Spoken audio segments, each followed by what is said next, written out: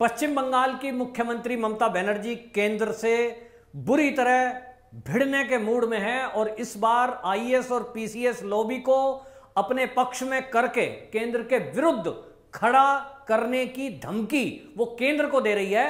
लेकिन अब देखना यह है कि केंद्र इस आईएएस और पीसीएस लॉबी के साथ कैसा व्यवहार करता है। क्या अनुशासनात्मक कार्रवाई में केंद्र सख्ती दिखाएगा, क्योंकि यह एक बहुत बड़ा संवैधानिक संकट पैदा हो सकता है कि एक मुख्यमंत्री किसी तरह की लॉबी को केंद्र के विरुद्ध हथियार के रूप में इस्तेमाल करे। और यह राज्य में पहली बार हो रहा है, क्योंकि आप देखेंगे जैसे ही चुनाव के बाद पश्चिम बंगाल में जो हिंसा हुई थी, इसके पहले भी हमने देखा कि मुख्यमंत्री राज्यपाल से भिड़ गई और राज्यपाल के किसी भी आदेश को पालन नहीं कर रही थी। राज्यपाल को उनके मंत्रियों ने खूनी पिशाच तक कह दिया था, किस तरह की गालियां दी गई। और अब जब ये जो मुख्य सचिव है अल्पन बंदोपाध्याय, केंद्र ने इनको अनुशासन की हीनता के कारण ट्रांसफर ऑर्डर किए हैं, तो ये ट्रांसफर मानने को तैयार नहीं है। और ममता बनर्जी सवाल उठा रही है, 5 पेज का एक लेटर उन्होंने लिखा है मुख्यमंत्री प्रधानमंत्री को कि आप ये बताइए कि 3 महीने के लिए जो एक्सटेंशन मांगी गई थी इस अल्पन बंदोपाध्याय को लेकर, मुख्यमंत्री ने यह लिखा था कि 31 मई को अल्पन बंदोपाध्याय मुख्य सचिव पोस्ट से रिटायर हो रहे हैं। लेकिन जिस तरह के माहौल कोरोना को लेकर पश्चिम बंगाल में बने हुए हैं, इसको लेकर हमें इन सीनियर अधिकारी की जरूरत है और इसलिए 3 महीने का टाइम एक्सटेंड कर दिया जाए।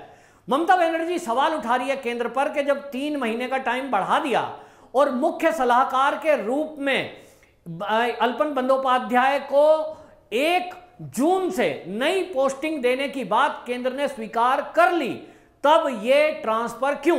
और वो सवाल उठा रही हैं और वो कहती हैं कि 24 मई को ये फैसला हुआ था, यानी ये अनुमति मिली थी, ये स्वीकृति मिली थी केंद्र से, तो 28 मई को ट्रांसफर के ऑर्डर क्यों आए? अब ममता बनर्जी को कौन समझाए कि एक आईएएस अधिकारी या आईपीएस अधिकारी या कोई मुख्यमंत्री हो, सबने एक संविधान की शपथ ली हुई है और वो संविधान के तहत कार्य करने वाले जितने भी काम हैं उनका पालन करने के लिए वो बाध्य हैं। ममता बनर्जी किसी एक देश की प्रधानमंत्री या राष्ट्रपति नहीं है कि वो भारत के संविधान को मानने के लिए बाध्य नहीं है। और उनका जो मुख्य सचिव है वो केंद्र का कर्मचारी है, वो राज्य का कर्मचारी नहीं है। इसी तरह आईपीएस जो है वो केंद्रीय गृह मंत्रालय के अधीन काम करते हैं, बेशक उनकी पोस्टिंग किसी भी राज्य या देश के बाहर हो।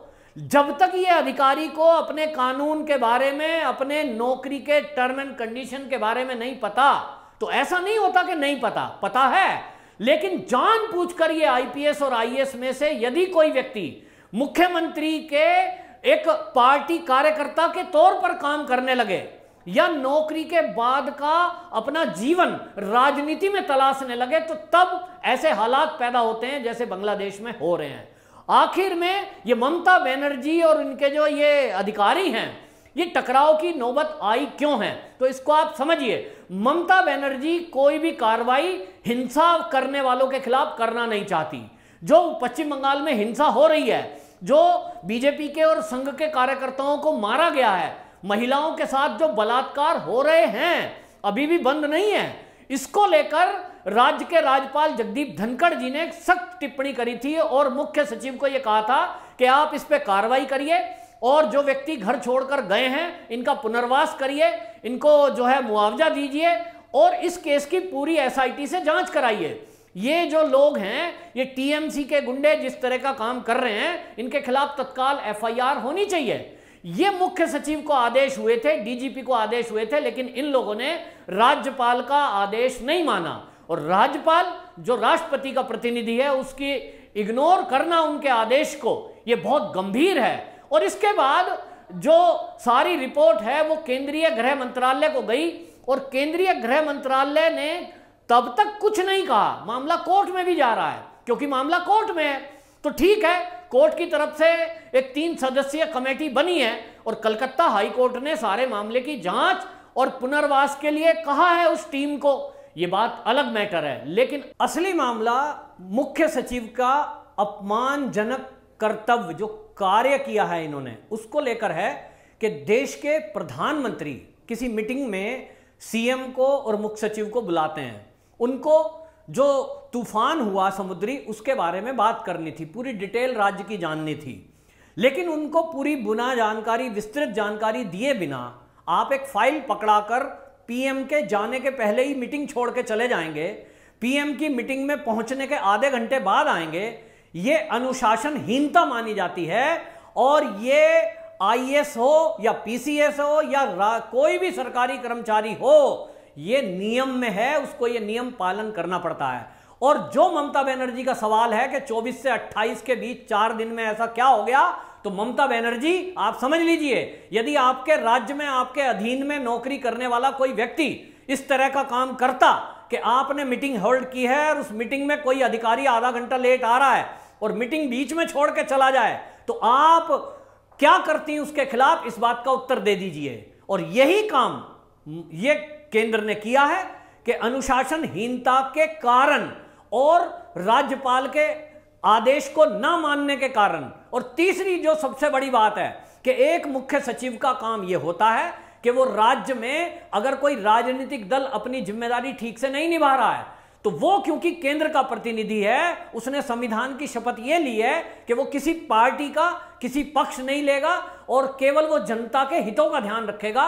तो मुख्य सचिव होते हुए अल्पन बंदोपाध्याय ने वो अपने पद का निर्वाह नहीं किया और जो पद गोपनीयता की शपथ निभाई थी, संविधान की कसम खाई थी, वो नहीं निभाई।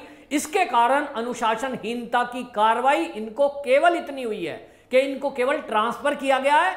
हालांकि जितनी बदतमीजी इनकी तरफ से हुई है उसके लिए मैं बताऊं, जो जानकार हैं, सीनियर आईएएस अधिकारी जो रिटायर हैं, वो भी बोलते हैं कि इसके लिए तो इनको सस्पेंड कर देना चाहिए था और इनके खिलाफ अनुशासनहीनता की कार्रवाई होनी चाहिए थी। लेकिन मोदी जी ने नरमाई दिखाई, इनको केवल ट्रांसफर किया दिल्ली।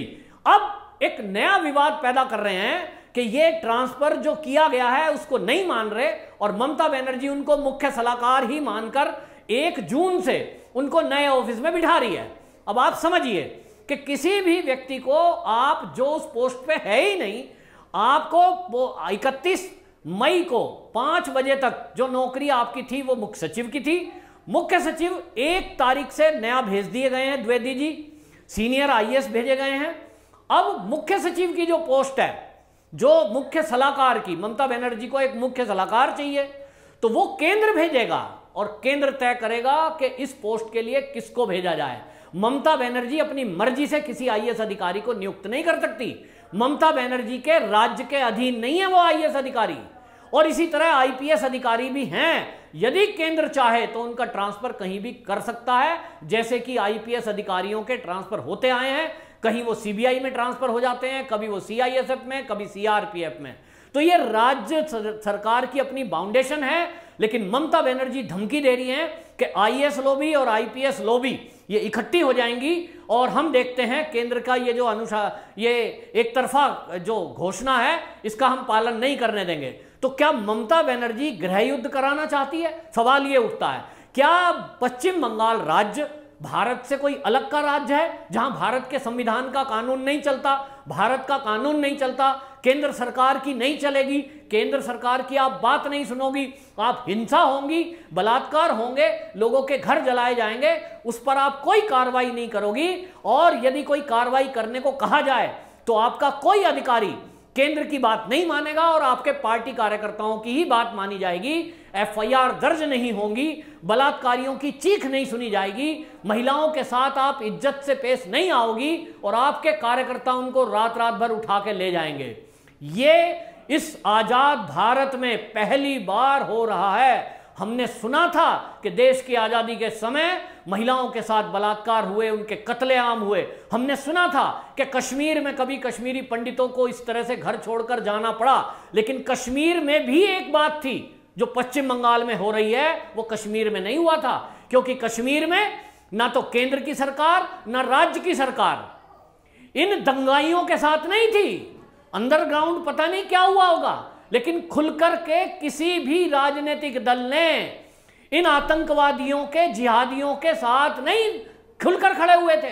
किसी ने नहीं कहा था कि ये कश्मीरी पंडित जो भाग रहे हैं इनके खिलाफ कोई एफआईआर दर्ज नहीं होनी चाहिए किसी भी थाने में। ये सब गए, लेकिन केंद्र की कांग्रेसी सरकार और राज्य में कश्मीर के अंदर जम्मू और कश्मीर की राज्य की सरकार एनसी की, उन्होंने खुलकर जिहादियों का साथ नहीं दिया था। लेकिन ममता बनर्जी के शासन में पश्चिम बंगाल में जिहादियों और रोहिंग्याओं का साथ ममता बनर्जी की सरकार खुलकर दे रही है।